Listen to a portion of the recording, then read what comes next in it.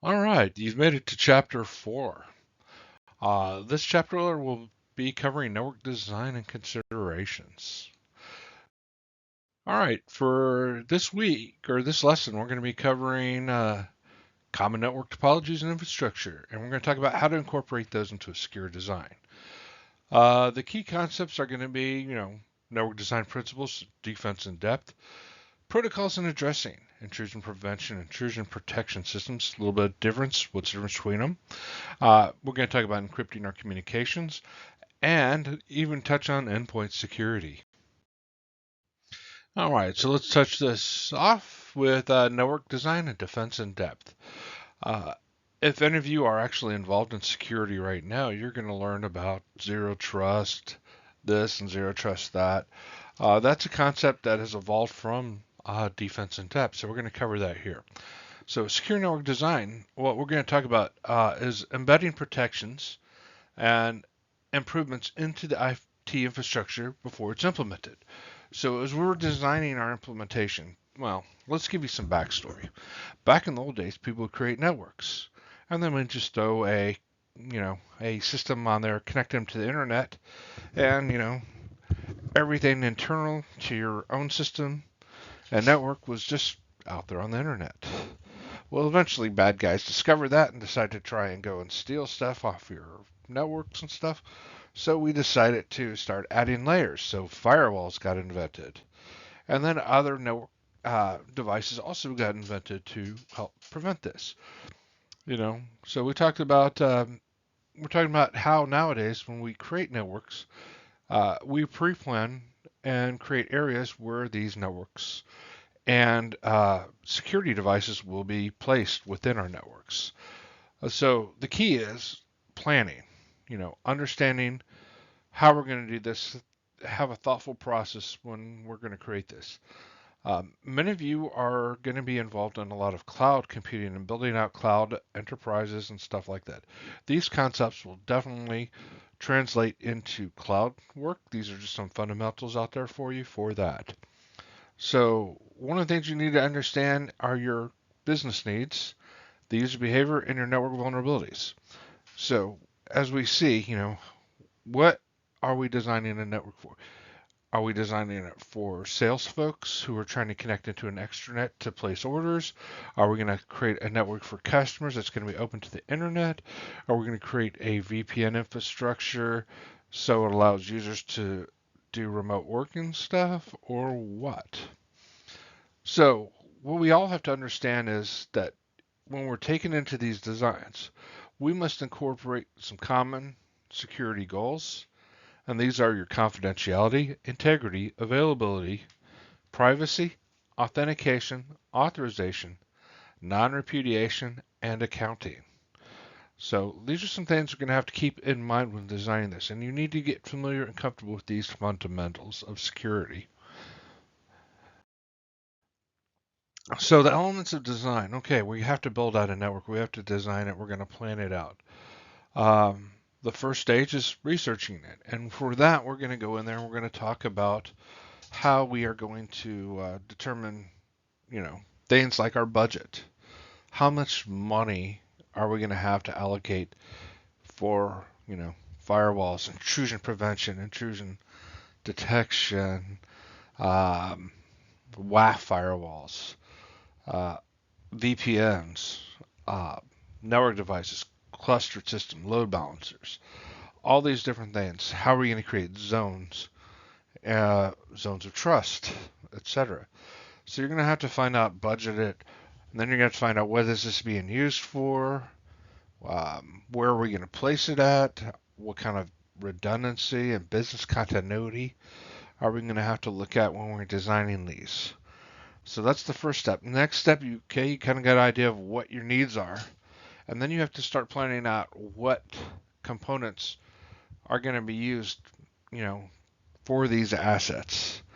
What applications are going to be running on there. You're not going to go out and buy a Unix box for a Windows application. That's something that's kind of obvious there, but you need to plan out some things, and you got to work out compatibility and how things interoperate with each other, because not all vendors play nice with each other. Some of them don't, and it might be, hey, they may have the greatest sales pitches in the world, but eventually you might find out that what they're saying they're doing doesn't actually work for what you want it to do. So these are some things you have to do, and you have to develop this to come up with these plans that you're going to be able to execute through delivery of the system. The next thing you're going to do is modeling it. The modeling aspect of it is where you're going to be creating things such as a test environment, and you're going to have a smaller deployment to see if a proof of concept if this works or not. So these are some things you're going to have to do and look at for that. And finally, you're going to have to do testing. You're going to have to test after you roll it out whether it's working as the game plan is. As Mike Tyson said, everybody has a plan until you get punched in the mouth. Well, this is a time to get in the ring and spar a little and see how these things react. Bring in some testers, users, and let them try and see if it's usable or not. So when you're looking about making those plans, all right, in that stage, you're going to look at creating a defense in depth through layering. So how many of you have lived in a place where the weather, has seasons?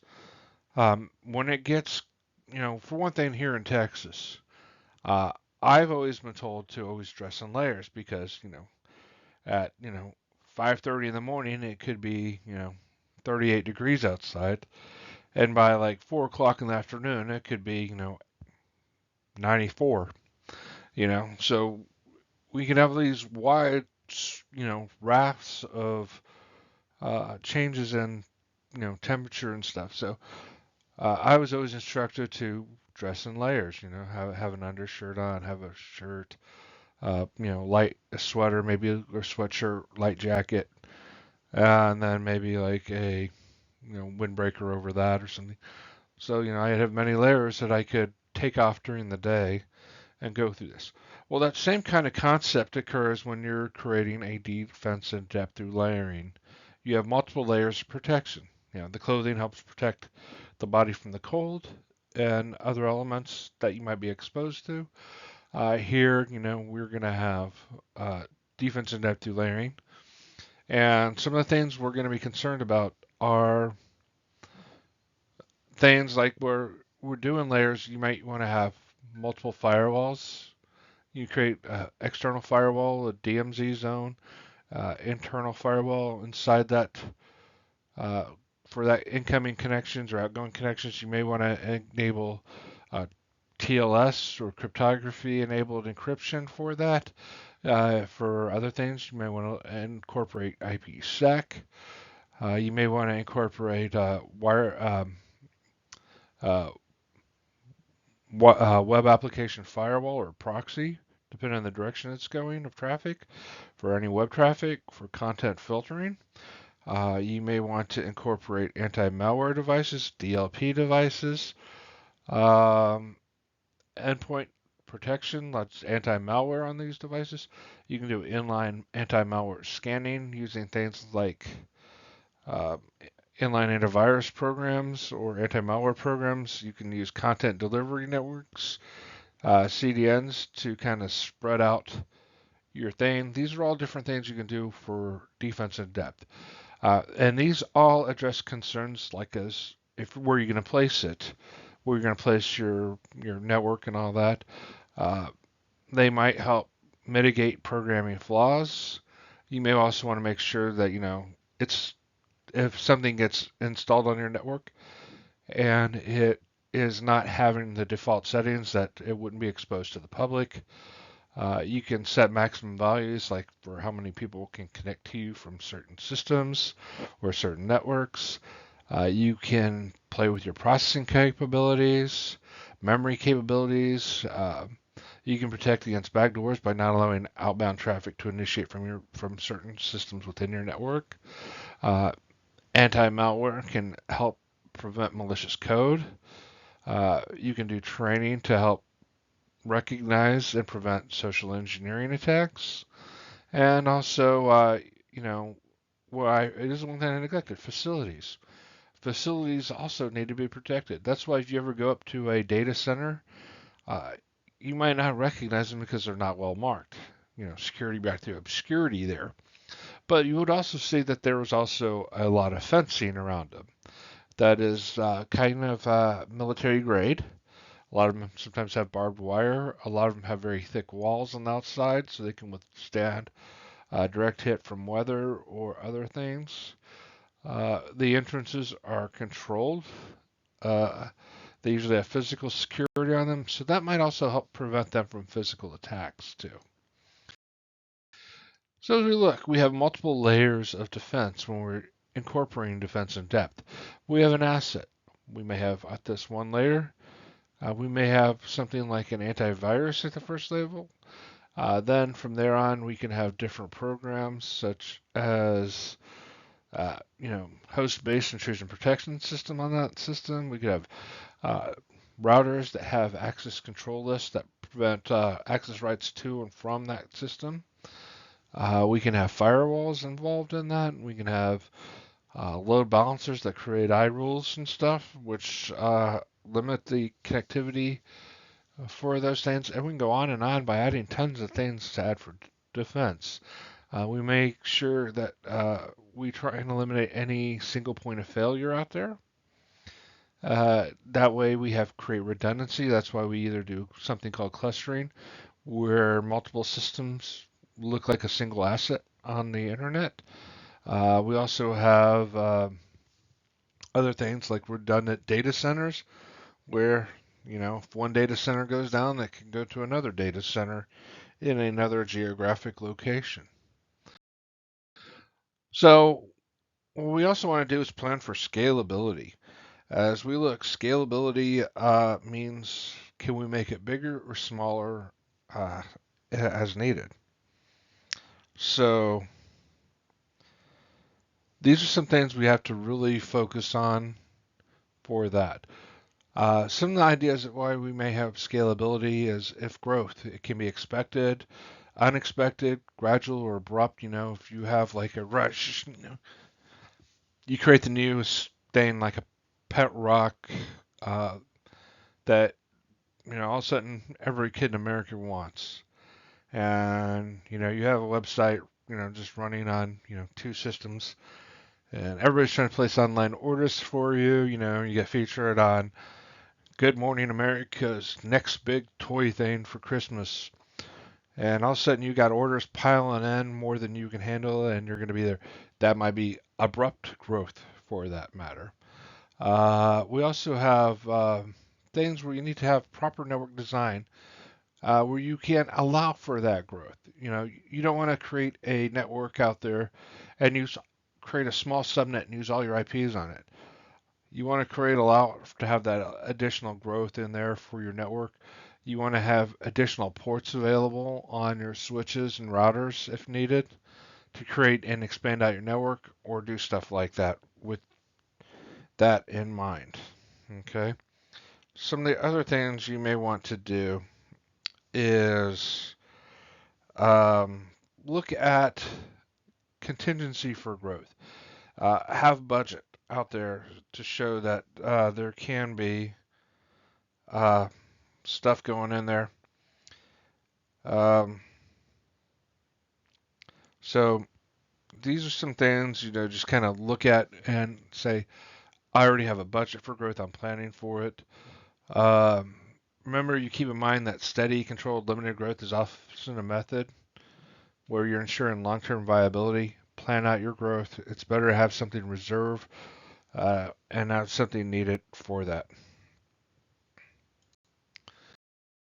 All right. So here's a graph that really means hardly anything. It's just trying to give you a visual impersonation of what slower growth versus faster growth is. Over time, you're going slower and steady, or you have a higher meteoric raise. One of those abrupt growths would be where it just spurts way high up there, and it goes higher up there for that. So one of the other things you need to always work with is with work with senior management, and that's to make sure you're working on the strategy and you buy in, and they have that buy-in of security and that security growth and expectations for your network.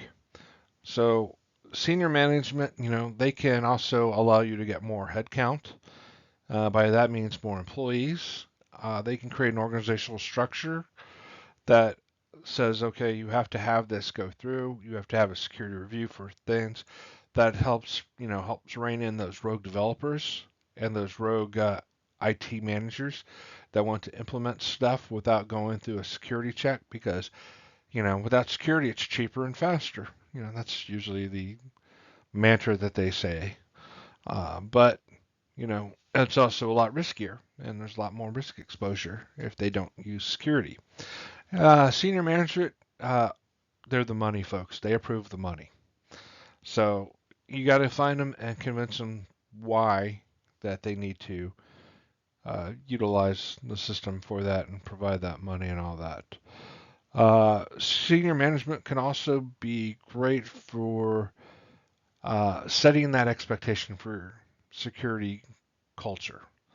Uh, throughout the corporate, if they're saying, hey, security is important to us, security is important to us, and they're serious and they create consequences for those that do not follow security, then finally security gets taken more seriously with their buy-in. And last but not least, senior management monitors and improves network security design implementation. So you always have to get their buy-off before you do anything. That's basically what that says. Next, we're going to go into protocols. Uh, so we talk about protocols. Protocols are the method and means by which data is transmitted across the network. Right now, we see TCP/IP as the primary network protocol used throughout everything. Uh, it can be either IPv4 or IPv6. Uh, you would use these elements of network security in the protocol usage because on top of the TCP, which is Transmission Control Protocol, there resides application protocols. Some of the application protocols you're going to be familiar with are like HTTP, uh, HTTPS with security. You're going to have like JDBC. You're going to have NDM if you're dealing with mainframes. Uh, and there's just tons of other different protocols you can name out there. You have DNS, you have FTP, FTPS, SSH, SFTP. These are really common things you're going to see out there on the internet in internal networks also. So you have to incorporate elements of network security into those things. So let's take HTTP, for example, Hypertext Transfer Protocol. This is used for creating and displaying web pages. So after that, we create a Hypertext Transfer Protocol security, and that allows for the security enabled. That is the incorporation of Transport Layer Security, or TLS.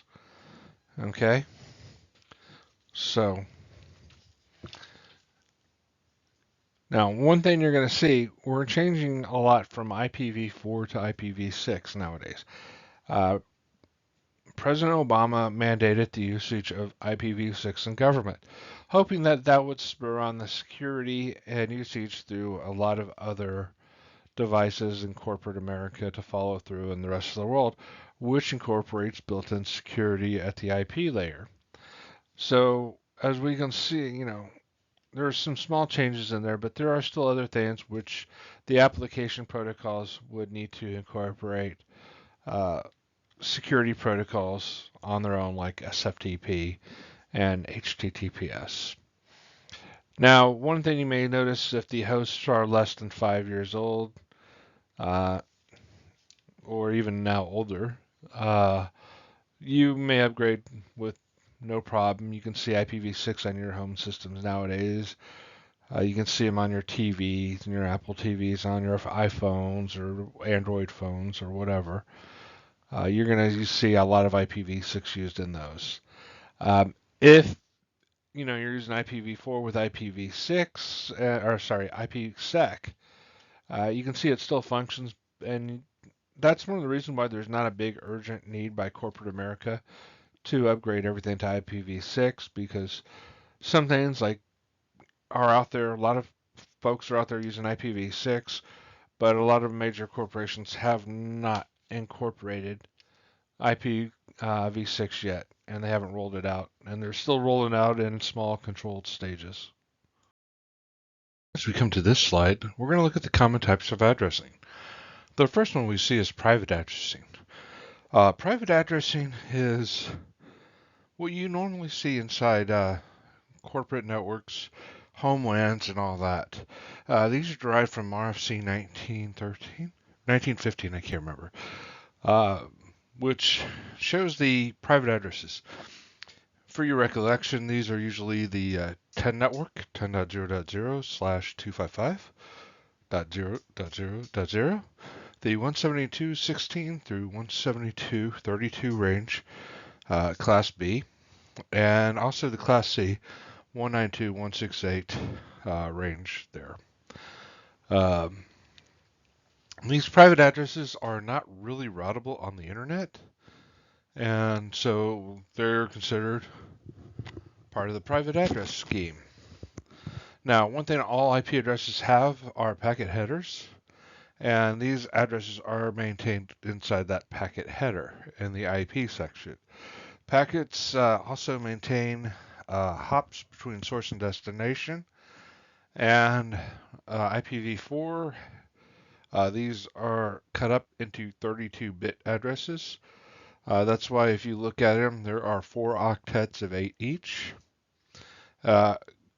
Counter to that is the IPv6 addressing.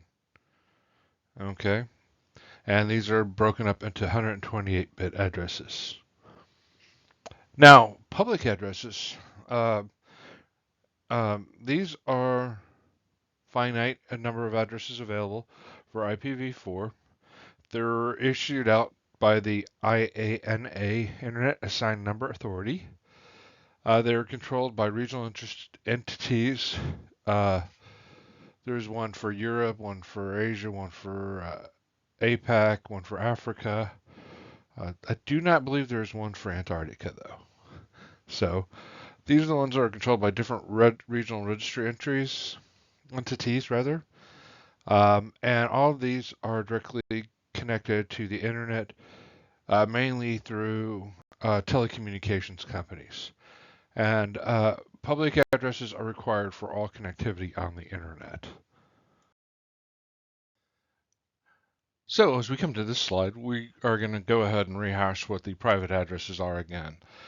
These are the Class A on the 10 network, the Class B at the 172.16 network, the Class C at the 192.168 network. These are all can be reused on your internal networks. They're all isolated from the internet and not routable on the internet. So if you place one of these IP addresses onto the internet directly, it's not going to be routed anywhere, or you're not going to get any return traffic. And in order for you to get out to the internet, you have to use some device that incorporates some kind of network address translations to communicate to the internet. Now, systems get IP addressing one of 2 ways. The first one is static addressing, where each system is assigned an address.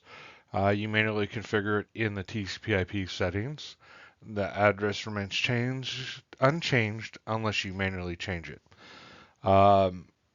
This is tedious because each IP address is managed on the system themselves, and each system is then guaranteed to have an address.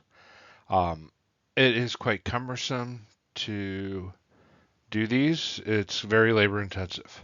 However, a better solution was needed, and somebody came up with the Dynamic Host Control Protocol, DHCP. This is where 99.999% of everywhere uses DHCP. This is the dynamic host control protocol, where a system requests an IP address from a centralized system, and you obtain a lease of that address for a set period of time. A lot of times, either 3 days, 8 days, 3 hours, whatever. You can set these up arbitrarily. The systems all will get a different address, and then you can also make reservations for the same address to be used over and over again.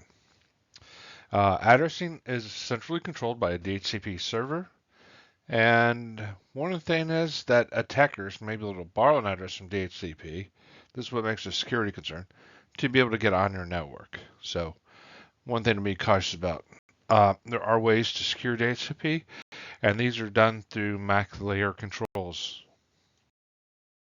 All right, now we're going to talk about IPv6. This accounts for 25% of the global addressing. Uh, Now, the packet headers are, well, as you saw, 128-bit.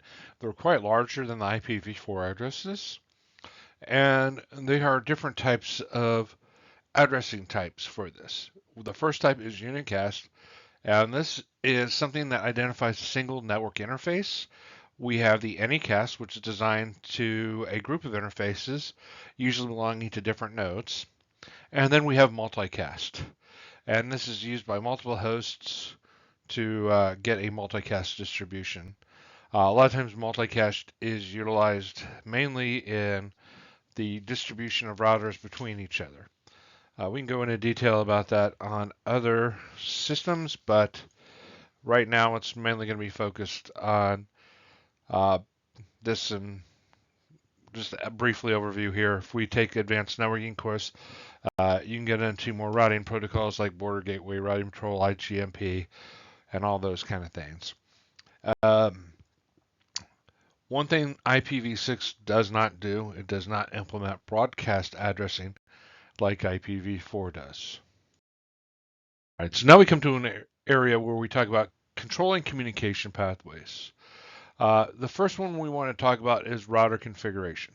And this is where we allow routers to come in and allow different network segments to be connected to each other and determine the pathways on which traffic will pass on different networks, and the methodology of how that routing traffic will be sent to another router using the shortest path or a predetermined static pathway.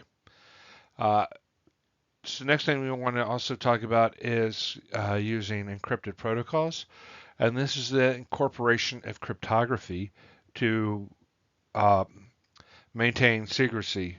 As we go back to that CIA triad, this is the confidentiality part of that, where we talk about encrypting networking traffic. One thing I always talk about in my other classes and other ideals is physical access management. How to kind of make sure nobody gets on your system if you don't need them to. Physical access, what they say, if you can touch it, you can own it. So you want to restrict on who can actually get to your systems. You don't want to be able to walk into any data center and plug in any device. So the physical aspect of security comes into play here for that and all that alone.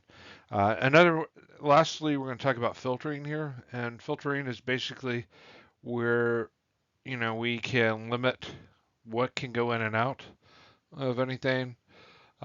Just controls on source, destination, protocols, and you can incorporate that with authentication and authorization to do that too. So next we come to the discussion of intrusion detection systems and intrusion protection systems. So the first thing we want to talk about is an IDS.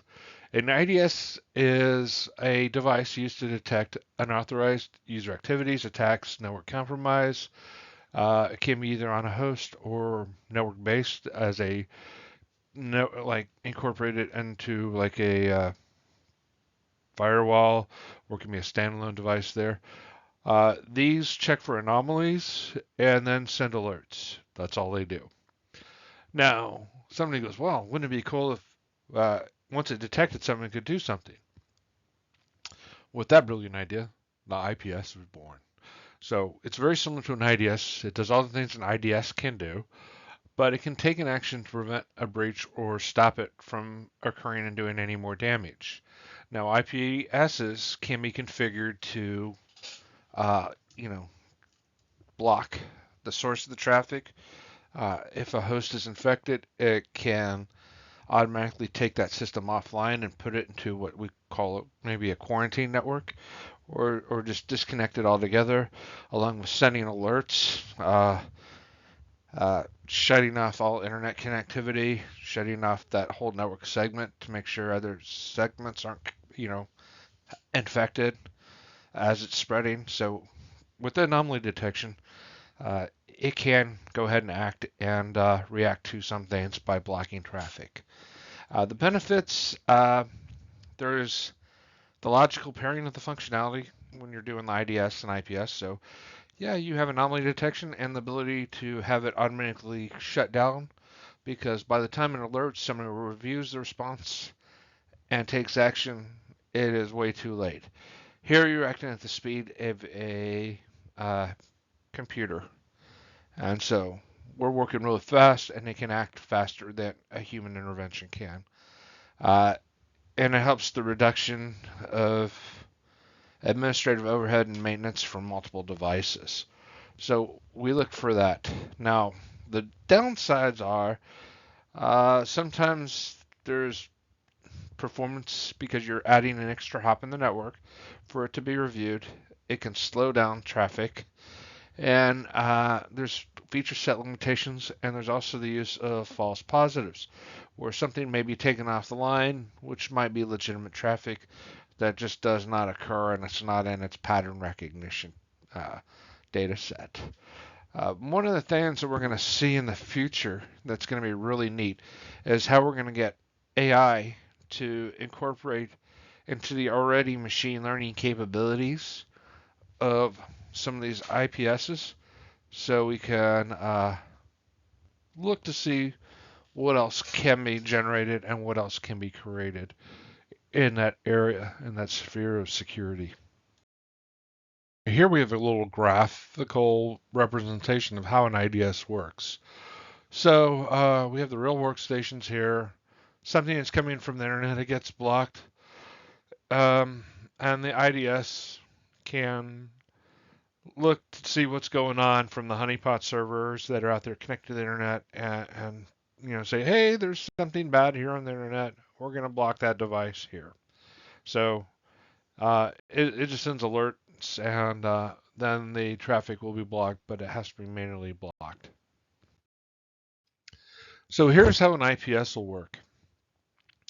Here's a representation of that. So you have the IDS, coming in. You have the bad stuff coming in through the router. It's the IDS IPS device there, and it sends alerts to the thing, but it also enables the firewall. It sends an alert to the firewall to start blocking that traffic that's coming in from the internet-based attack. All right, so let's talk about where do we place intrusion protection devices to get that unfiltered traffic for analysis. A lot of times they're placed on the external side of the firewall, between the internet router and the internet, or between the internet router and the internal firewall. So it can get unfiltered access, and it is totally exposed to everything coming in from the internet. So we gotta look for that placement there, and unfiltered network traffic.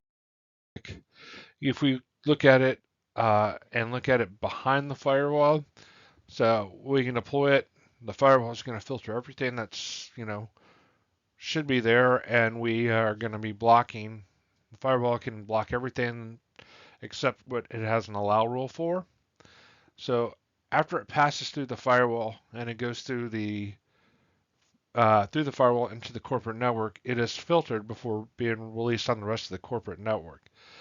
And this shows that It can detect anomalies on traffic that should be allowed already. And if there is something that might be occurring that's a little funky, we can then initiate a block on that to the firewall and send those normal alerts out also. All right, so now we get to the process where we're talking about how do we harden our systems to make them more secure. Well, this is the process of what they call in reducing the attack surface by removing unnecessary components and adding protections. That's the formal definition of hardening. Uh, so the ideal here is to focus on the security of the hosts and every node inside your network. This would be talking about like removing unnecessary services, removing that excess admin accounts or disabling your administration accounts that are the ones there by default and creating, unique ones. Um, and basically, like if you have all these different services running on there, but you're not using them, you want to disable them, all the network services.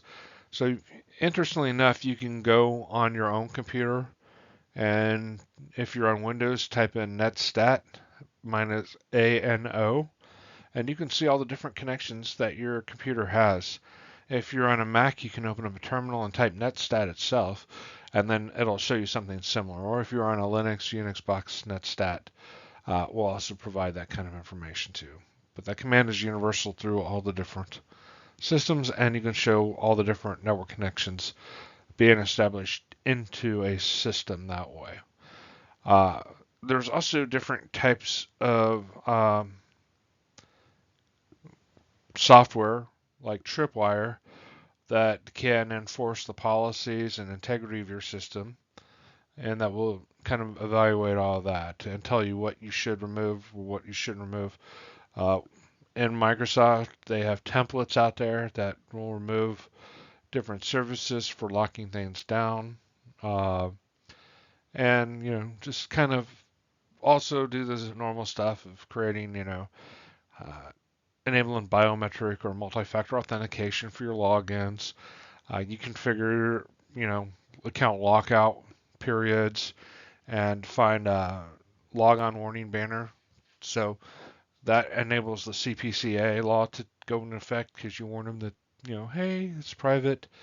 Do not intrude on this computer. It's not your property.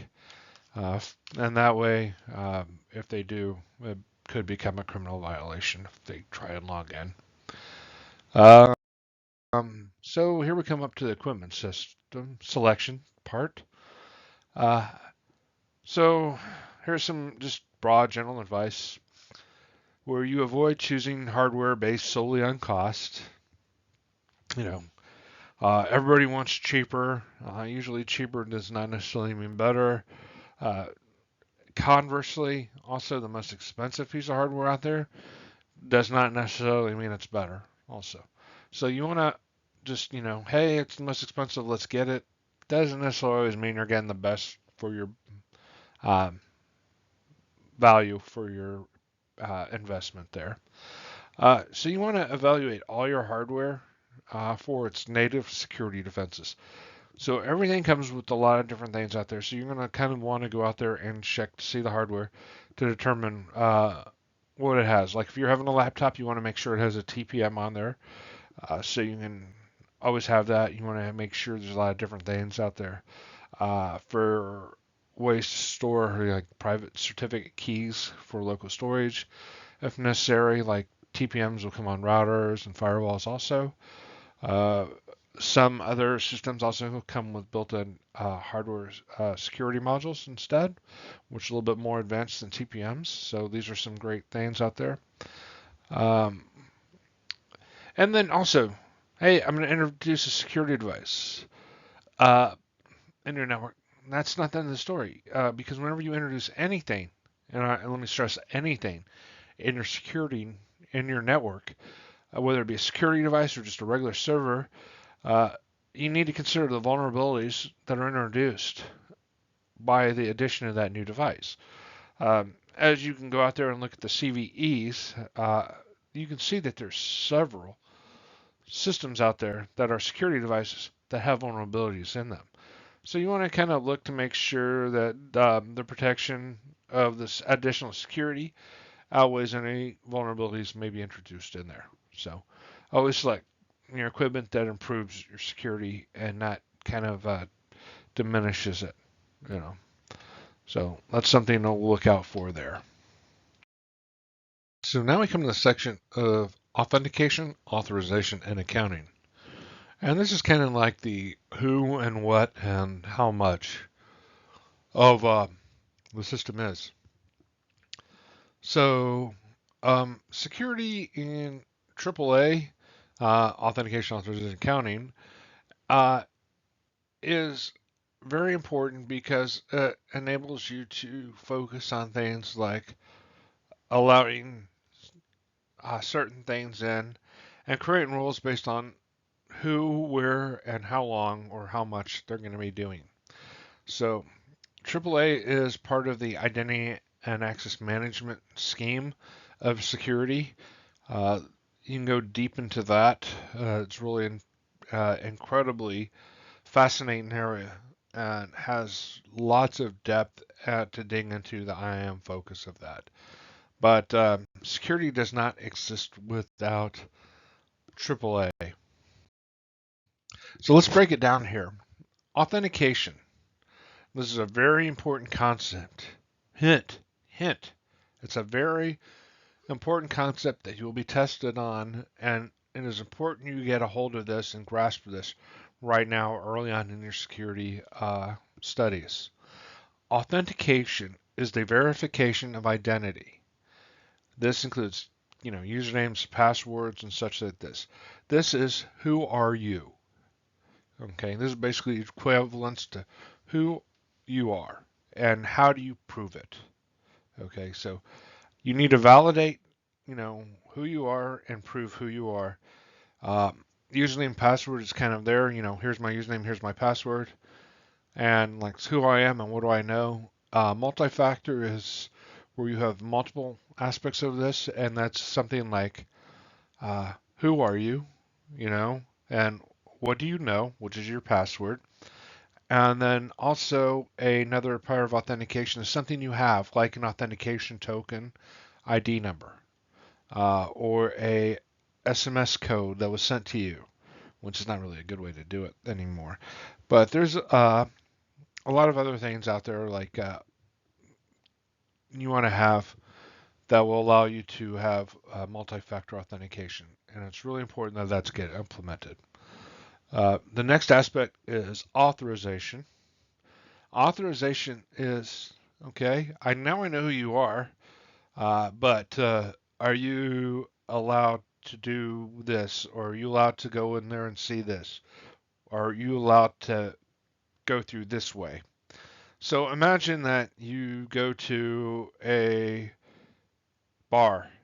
There's a big bouncer there. You get that little velvet rope there. He's like, "Can I see your ID?" You show him your ID, and they validate who you are by your ID. They look at your picture, they look at you, they look at your ID, validate it's good ID, they shine the light on it, and they're like, okay, that is you. And then like, okay, are you on the list? Are you allowed to go in that VIP area, or are you just allowed to go in the club? You know. So if you're in the VIP area, they're going to check that access control list, and you're going to be able to go into the VIP area. They're like, okay, here you go. Go through this side rope and go follow this pathway, and you can go in the VIP area. Um, Other areas, you might not be able to go in there. Um, and I want to go over now the processing computing called least privilege. So let's say you are a member of two different groups. All right, let's say you're part of a group, called super users, and you're a member of HR. All right, so super users have a go anywhere type of thing, uh, and then you have uh, maybe HR group. Well, let's say there's an HR area in the back, you know, of the nightclub, okay, or employees only area in the nightclub, let's say. They'll check that list there. You may be a VIP and you can go everywhere you want to go, But you try to go to the back of the house where they're having like the employees only area where they do the money counting or something. You're not going to probably be able to get in there because that's going to have a least privilege restriction where it's going to say, oh, no, no, everyone is excluded from here but employees. Inside that area, you may have an area where it's managers only because that's where they do money counting or something like that. Or they have areas where the bartenders are only allowed to go because that's where they store the liquor, et cetera, et cetera. So there's an area where it's going to be an area of least privilege in there. So you may have employees only, but then you're only allowed to certain areas in and out of that. The last part of this is accounting that we're going to talk about. This is where everything is logged and monitored and checked against logs. So, you know, you ever go anywhere, they're going to log you in and they're going to show you had access at this time. They may also show you access leaving it, a lot of times. Um, so this is usually used for security compliance to validate this. And it's really important that the accounting logs are write once and then become read only. And this preserves the integrity of your security of your IAM system with your accounting. All right. So next we're going to go into communication encryption. All right. So here we talk about there's different ways to do this. We're going to talk about encapsulating intermediate protocols, protocol encryption, VPNs, and data encryption. So here we go on a breakdown of the different type of networks we have here and different kind of discussions of different subtopics within networks, whether they're remote or mobile or anything like that. This is a diagram you're going to see a few times in this course. The first one we're going to talk about, we break it down into the user domains. And these are just, people that are using the systems and are your internal customers, external customers, whatever. These are your users based on their accounts. We have your workstation domain, and this is what, most of your employees will log into a workstation, whether it be a desktop, laptop, HVD, or whatever. We have the LAN domain, which includes your servers, hubs, and all that. We have the LAN and WAN domain. This is usually breaks down into other things. Such as who controls your networking and all that. We have the remote access domain for broadband internet connection for your remote workers. You have your WAN domain, which allows you to connect to external systems like in data centers that control this stuff. Like, you have an office. The office would connect to a data center, and the data center would have like a firewall connecting it to the WAN domain. You'd have your internally mainframes, application and web servers, and other things in there. So those are some things to look at, and as we move on, we will talk about the next slide, and we'll break down some of these components. Okay, so now we move on to the topic of redundancy. Now, this is basically the act or avoiding single points of failure. This is by building multiple elements, pathways, ways to accomplish, multiple applications, installation points. These are things out there. So this is part of what is called business continuity and disaster recovery. So these are two areas of security. Business continuity is if something goes down, how do we keep it going? That's the whole concept in a nutshell. And disaster recovery means, okay, we had something really bad happen, and what do we do to recover from it? So redundancy is kind of like, okay, if I have a site in, let's say, a site in California, a site in Texas, and a site in Florida. Well, what happens in Florida that's really weather related or something bad that could happen? Natural disaster could happen.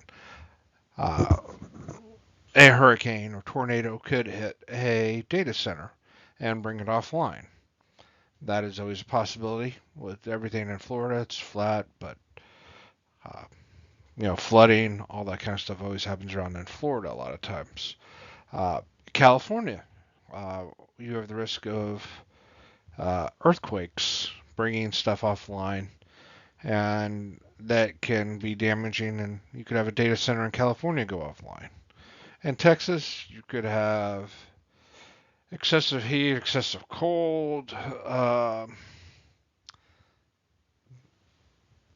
tornadoes, uh, occasional flooding, but yeah, and you don't really have to worry about the earthquakes that are around here very often. So these are some things that where you have redundancy in there. You're likely not going to have a major hurricane hit in Florida at the same time a earthquake hits California, and something is going wrong in Texas at the same time. They're geographically dispersed. So these are ways to build in redundancy to a number of different localities and stuff like that, at which you could run things in uh, different modes, such as hot, which means all the centers are live and all of them are filled in traffic and can take over for the other ones at a moment's notice. You can have warm, which means everything's up, but they're not actively taking traffic. But if something goes down, the warm site becomes the hot site and it takes all the traffic. And then you can have cold, which means uh, everything is located in another site, but it's powered off.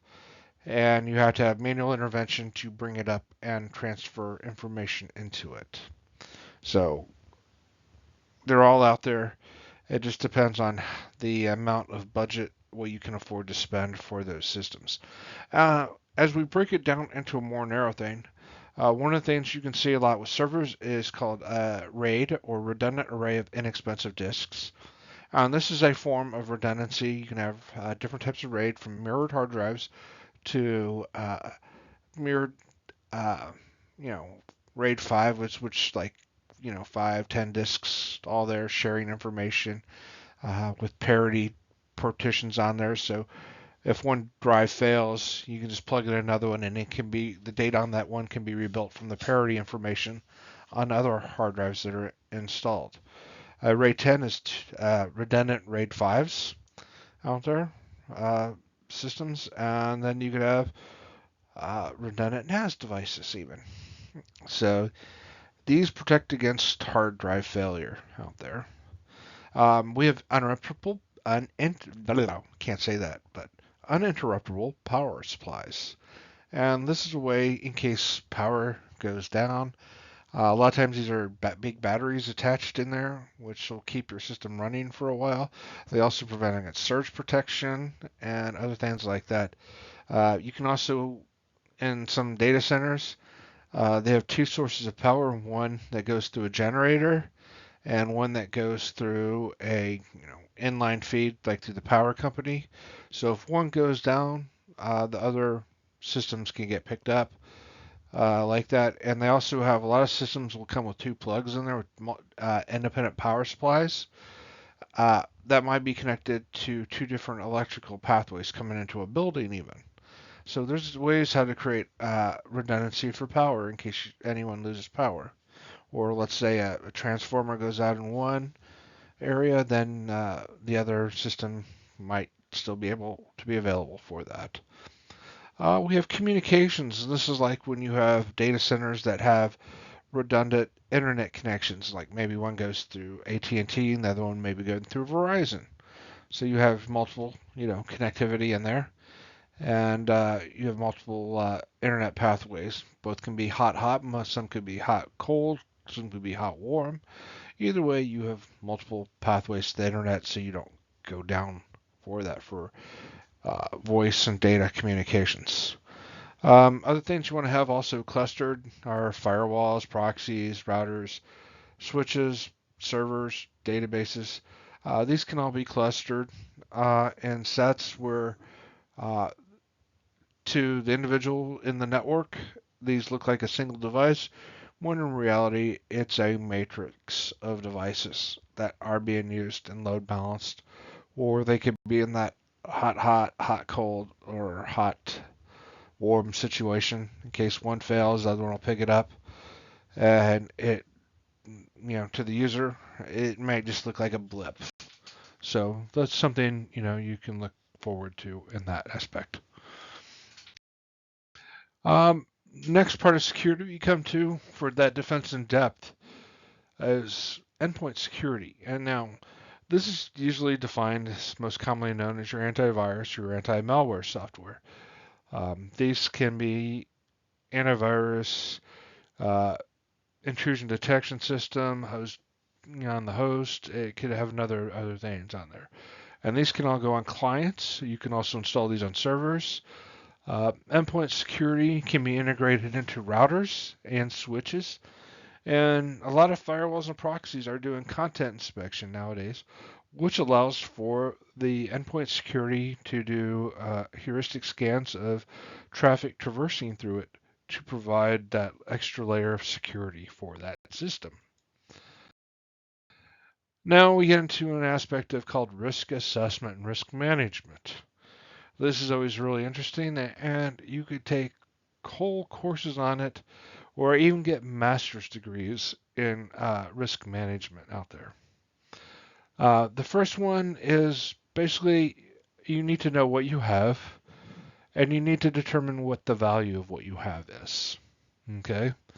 Then you need to assess your threats and determine the threat levels that are out there. How severe are these threats? How is it a minor threat? Is it a major threat? Is it a moderate threat? These are things out there you need to categorize and assess in there. And then you got to determine the likelihood of one of those threats actually occurring and where you might have any kind of a compromise. And then you got to determine what your course of action of implementing security based on the cost of the security versus the value of the resource and the cost of that protection. So, for instance, you have a database that you downloaded of every phone number in the United States. Okay? And everybody's name associated with that phone number. Granted, it's public information. Okay? It can be freely obtained through your phone books or through the phone companies themselves. And you just compiled it out there. Would you spend, you know, and for instance, you have a script that goes out there and updates it, once a month. What would you invest in protecting it? Um, would you spend, $10 million a year to protect that? Or would you spend maybe $100 a year to protect it? Uh, that is basically the crux of risk assessment. What is the value of the information you have versus what is the cost to protect it? Now, maybe uh, the value of that information, because you got it, is you are maintaining lists for something that uh, is very critical to the nation's infrastructure. And you need it to send out, an alert of something. At this time, that information might be very valuable to have, and you need to have it available to you 24/7, 365. So you're going to invest a little bit more. Even though the value is not there, it would have what's called an intrinsic value of the need for your business and for your business value on that. The cost of the data itself might not be very much. It might be free, but the way you compiled it created an intrinsic value which might make it quite valuable to your company to maintain. So that's just a very basic example, uh, you know, for these things. But it's like if you have one server, you have it all on a single server. What happens if a hard drive fails? Well, you're going to be having that downtime, which you might be losing business or might be doing something like that. So would it be smart to invest in a RAID 5 for that server? Would it be valuable to create a backup server that is warm, that in case one of the servers dies, you can just go over and start using the other server without any kick up in loss of time while you replace that other server? Are you going to install a, you know, really high-end firewall, or can you get away with just a small firewall to protect your information? So these are all things you have to consider when you're assessing the risk and managing it. So again, we're going to come over here and we're going to break that down.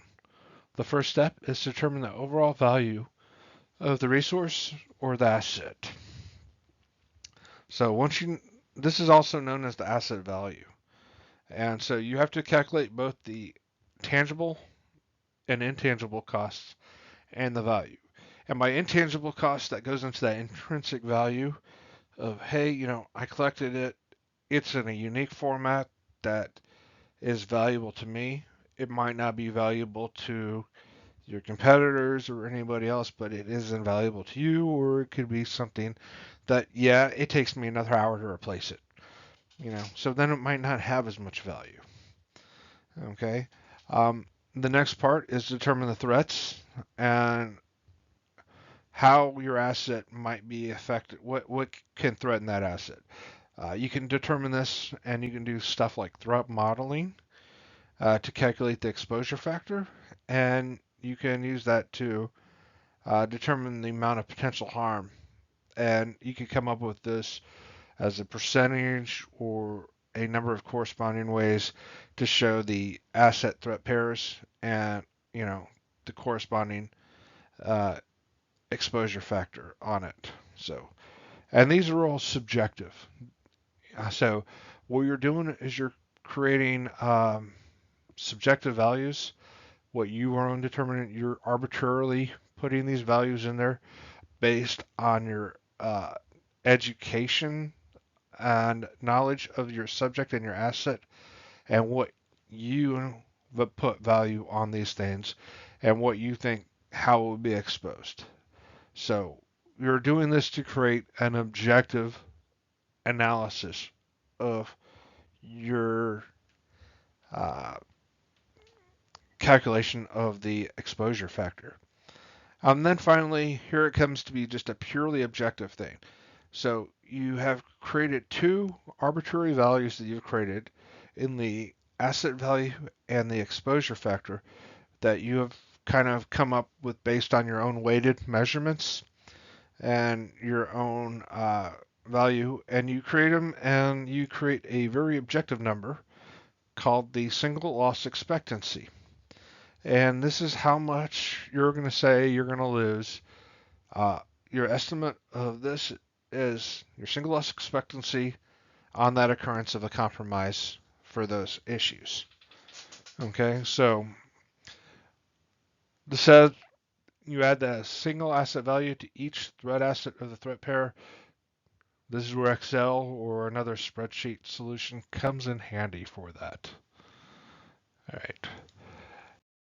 Now we move on to the calculation of the annualized rate of occurrence. This means the annualized rate of occurrence is where how many times a year is this going to happen? How many times this threat is going to be attacked where I have a single loss value, if this happens once a year, your ARO is 1.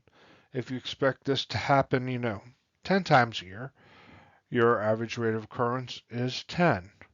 So you multiply your SLE by 10, and then you get AL. And that's your annualized loss expectancy value. So your single loss expectancy times how many times it's going to occur is what creates that. And you can kind of sort the asset threat pairs by ALE, and you rank them from the highest ALE to the lowest. And you get this for specific asset resource. And that's what can give you the numbers that you kind of see in these breach reports of, hey, we got breached. This is how much this costs the company. And that's where they come up with those millions and millions of dollars for all these things that could be lost or potentially were lost. So what you want to do is finally you take the asset threat pair uh, associated with the largest annual loss expectancy. And then you kind of determine, okay, how do I prevent this? And you come up with the countermeasures against that threat.